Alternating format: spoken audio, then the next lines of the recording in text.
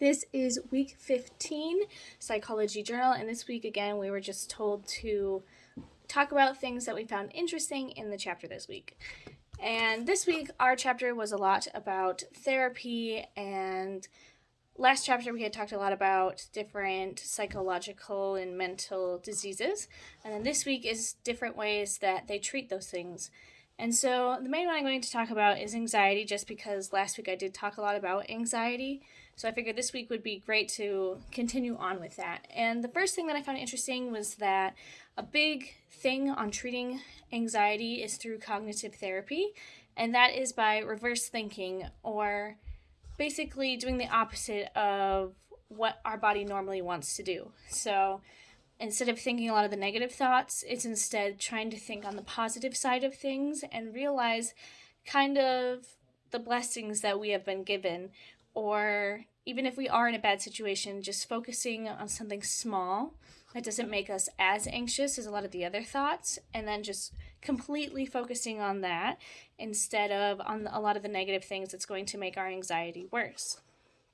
Another thing I found interesting, which I guess I should have found coming since my mom's a pharmacist, but anxiety drugs are pretty, I don't want to say deadly, but they're pretty intense. It's very important not to drink any alcohol when you are on anxiety drugs because it could give you some adverse effects.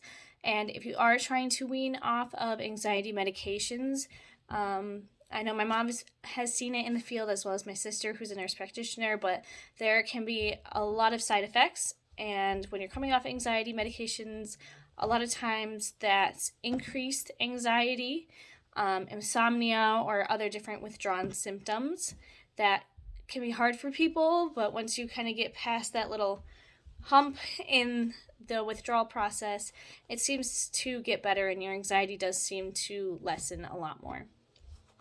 And the last thing that I found interesting was the actions of lobotomies. I've always kind of heard about it, especially that JFK's younger sister had it done, but I guess I never realized when they did it. I always thought it was, the late 1800s or the early 1900s or something along those lines, but it actually was done kind of in the early 30s and into the 50s, which I thought was crazy because that really isn't that long ago.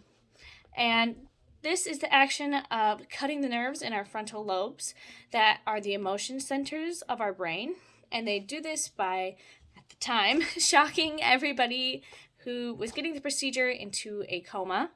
And then they would hammer a sharp ice pick-shaped piece of metal through the eye socket into the brain, and then they'd wiggle it around to your frontal lobe, and that's how they would cut kind of the emotion sensors in the frontal lobe.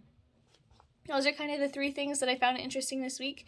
I can't wait to see what you guys have, and have a good last couple weeks of our semester. We're not too far from the end here, guys, so keep it strong.